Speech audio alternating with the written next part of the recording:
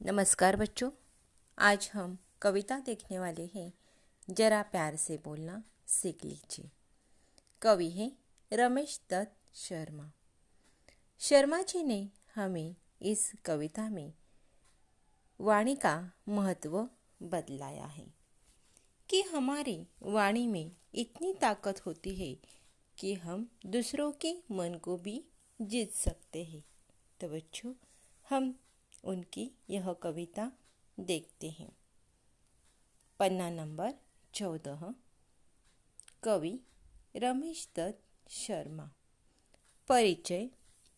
जन्म 1939, जलेसर, एटा, उत्तर प्रदेश। मृत्यु 2012। परिचय। शर्मा जी 50 वर्षों से पत्र पत्रिकाओं, रेडियो और टीवी के माध्यम से वैज्ञानिक दृष्टिकोण का प्रचार प्रसार करते रहे। आपको विज्ञान लेखन में दर्जन से अधिक पुरस्कार मिल चुके हैं। आप कक्षा 7वीं से ही स्थानीय मुशायरों में चचा जलेसरी के नाम से शिरकत करने लगे थे। पद्य संबंधी प्रस्तुत गजल में शेरों में शर्मा जी ने प्रेम से बोलना, सही समय पर बोलना, बोलने से पहले विचार करना, आत्मनियंत्रण रखना, मधुरभाषी होना आदि गुणों को अपनाने के लिए प्रेरित किया है।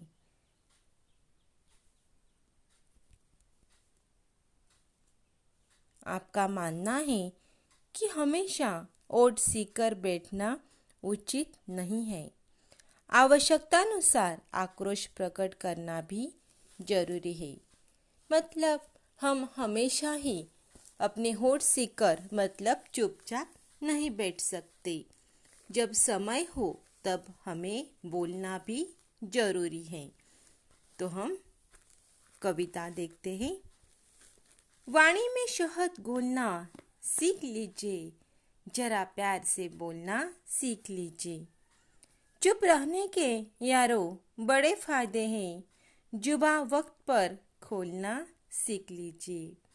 यहाँ पर शर्मा जी कहते हैं कि अपनी वाणी में शहद जैसी मिठास घोलना सीखो, अर्थात मधुरभाषी बनो। तुम दूसरों से मीठे शब्दों में बात करो। जब भी बोलो प्यार से बोलो। जब आवश्यकता हो तभी बोलो।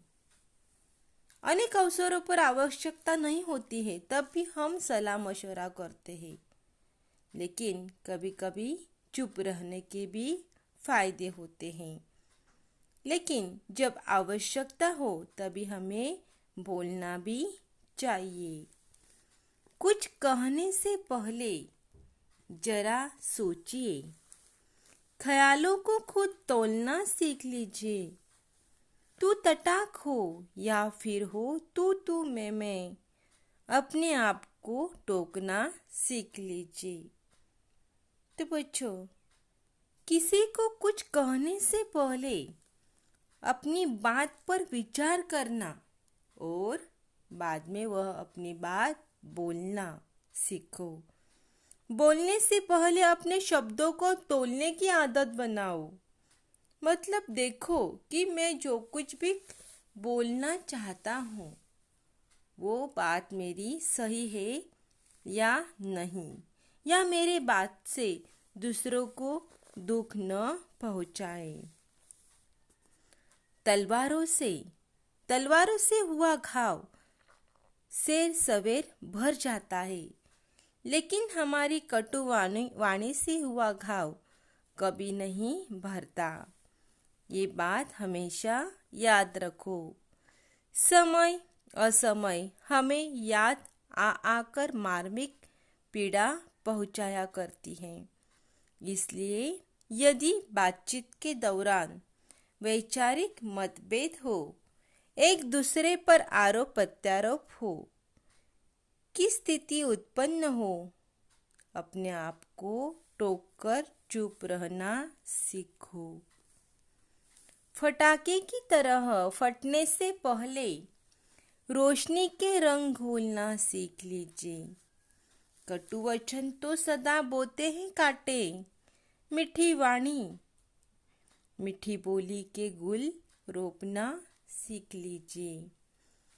यहाँ पर शर्मा जी कहते हैं, किसी भी परिस्थिति में दूसरे पर क्रोध में फट पड़ने के स्थान पर प्यार का प्रकाश फैलना कहीं उचित है, क्योंकि क्रोध की प्रतिक्रिया में क्रोध ही मिलेगा।